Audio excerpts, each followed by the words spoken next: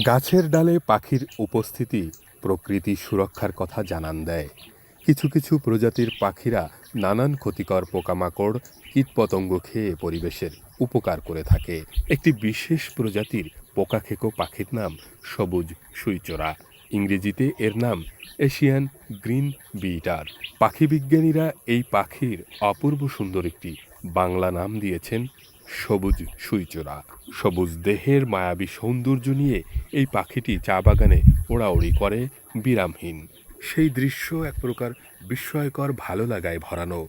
যে ডালে সে বসা থাকে, উড়ন্ত পতঙ্গ মুহূর্তে ঠোঁট দিয়ে ধরে সে ডালেই আবার পুনরায় ফিরে আসে। আসা যাওয়ার এই পর্ব চলতে থাকে বেলা গড়িয়ে সন্ধে নামার আগ পর্যন্ত। ১৬ থেকে ১৮ সেন্টিমিটার দৈর্ঘ্যের চিরসবুজ দৈহিক রূপ লাবণ্য নিয়ে সে চা বাগানের প্রতিটি উপত্যকায় পরম আনন্দে উড়ে বেড়ায়।